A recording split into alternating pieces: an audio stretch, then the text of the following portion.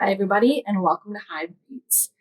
Saturday, October 10th, 10/10 is World Mental Health Day. So I'm going to eventually share some books with you that discuss different mental health topics. You know that in the teen department, we are big supporters of mental health and in your own personal mental health journey. We will always connect you with the resources that you ask for, that you need, whether that's something from us or to talk to a social worker, or we can also connect you with other community resources, whether that be a therapist or a counselor or anything else. So I just want to make that announcement, first of all, that, if you do have questions about mental health, please contact us. We're also going to put a few links in the video for other places to look for resources. Some other announcements before I get started. Number one is take care of yourself. So as I get into talking about these stories, I will say, here are some topics that this book talks about. If the topics that I'm listing are things that you are not in a good place to hear about, please skip forward in the video, watch the video another time. You know yourself best. You know what you are in a good place to hear about. So yes, please move forward in the video or just watch it when you're ready for it. So on the topic of the content warnings, again, I'm gonna say before I describe the book, this book is about whatever. I'm gonna say that not because the content is dangerous or bad, and I don't want to shock or surprise anybody. That is why I want to say it up front, just because I know that these are sensitive topics. It's, a little bit more than a love story or a friendship story. So I want to make sure that everyone knows ahead of time what I'm talking about. And I don't want someone to, read the book and be like, oh, I didn't realize that this is what I was getting into. And finally, these are fictional stories. These are stories about characters. There's one author's point of view. So the story might resonate with you and it might not. You might be experiencing similar things to the character. You might have similar backgrounds, but you might experience it different ways. Whatever it is, just remember that these are fictional stories. These are not meant to be a replacement for mental health care. Stories are very important, but they can start a conversation. They can, give you kind of an intro into some things. You should definitely seek out help if you need it. And again, we are here for that. And we will add some more resources down below. But yes, again, if you or a family member or a friend needs more help than what just reading a story can provide, please contact us and let us know what we can do to help. All right, so thank you for listening to that long intro. And now let's talk about some books. First, we have The Last True Poets of the Sea by Julia Drake.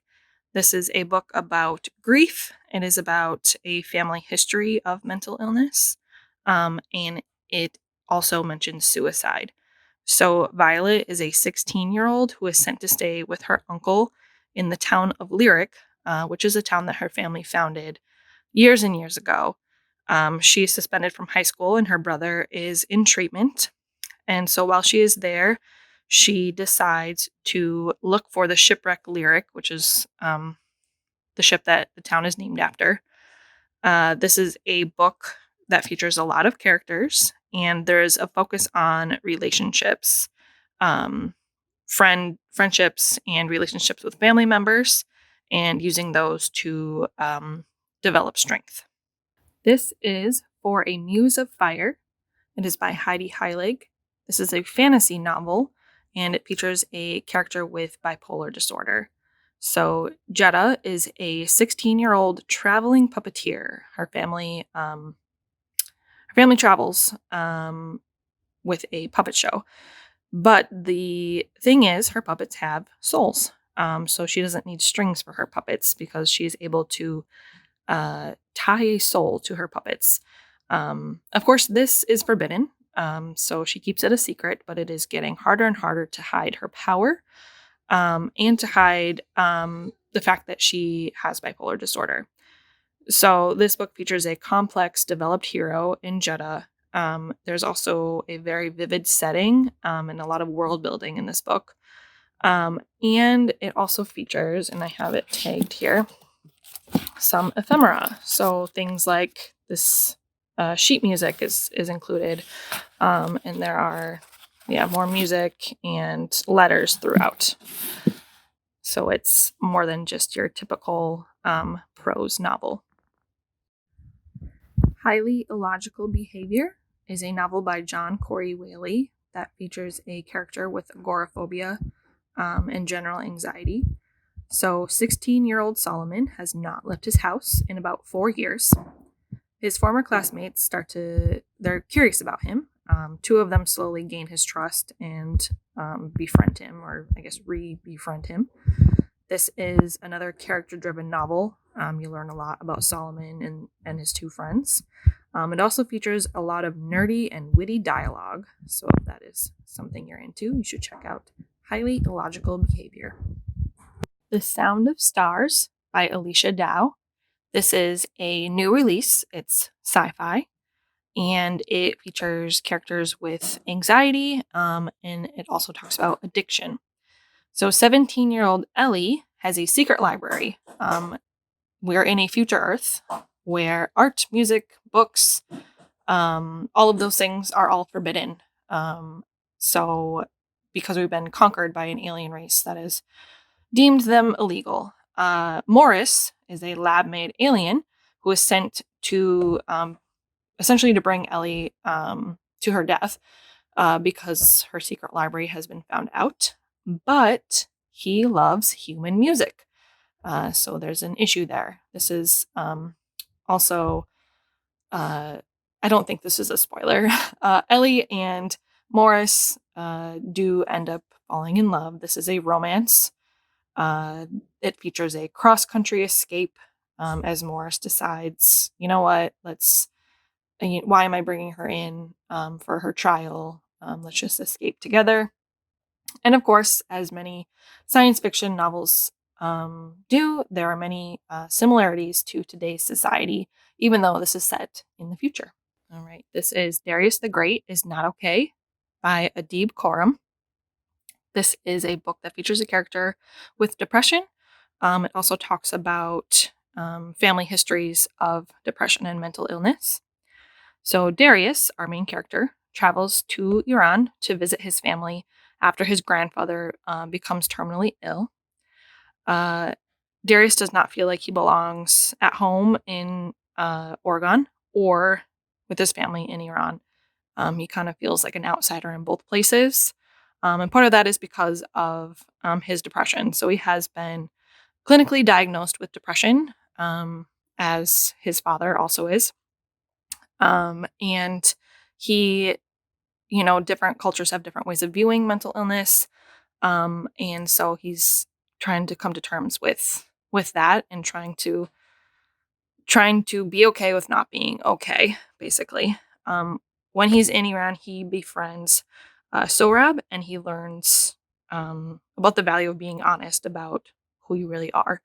So again, this is a book that focuses heavily on these characters and develops the characters. It is actually a very funny book. Some dry humor.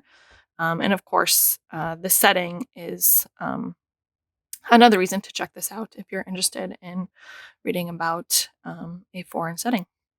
This is another new release. This is Fantasy, Witches of Ash and Ruin by E. Latimer. And this is a book that features a character with OCD. So Dana is the daughter of a reverend. She's also a bisexual witch with OCD. And now a coven of rival witches comes to her small Irish town with whispers of death. So she's got quite a bit on her plate. This is a book for fans of witchcraft, dark magic. There's also a romance storyline. So a lot in here. And again, this is another one of those where the character happens to have OCD, but obviously there's a lot else going on. This is not just about obsessive compulsive disorder. It's about lots of other things. This is Last Night I Sang to the Monster by Benjamin Alire Saenz. And this is a book about addiction and a family history of alcoholism. So Zach wants to escape from an abusive family and from the monster he sees in his dreams. He is an artist, he's a reader, but one day he wakes up in rehab, and he's not quite sure what happened to get him there. So this book is written in first person point of view. So we hear straight from Zach. We know what he knows, and we hear from him as he recovers from and discovers his own addictions. I will say this book has a hopeful ending. So while it does have some very serious topics that it discusses, there is a hopeful ending. Okay, and finally we have Challenger Deep by Neal Shusterman. And the story is not based on his son, but it was inspired by his son, who has schizophrenia, and you can see the illustrations inside are by Neal's son. So this is a book about 14-year-old Caden, who is descending to the deepest part of the ocean. He's going to Challenger Deep. He is also descending into schizophrenia. This book features some nautical hallucinations. The descriptions of schizophrenia are not romanticized, and is very plot driven. So we're seeing the actions of Caden. We're seeing what is happening to him, and it's a unique perspective and a unique take on schizophrenia. All right, and there you have it. Those are some books about mental health. Of course, there are many more books in the library about mental health, even books that aren't necessarily specifically about depression or about anxiety, but feature a character that might be going through that. Every book with a character is going to, as long as that character is fully developed and fleshed out, that character is going to have some sort of mental health journey. But the books that I have just described are specifically about these topics. So if there's one that seems interesting to you, they will all be available in the library. Again, if there's a topic that is interesting, or that you want to read more about, please let us know. We can find more recommendations for you. Otherwise, happy World Mental Health Day. Please take care of yourselves, take care of your loved ones, and we will see you next time. Thanks. Bye.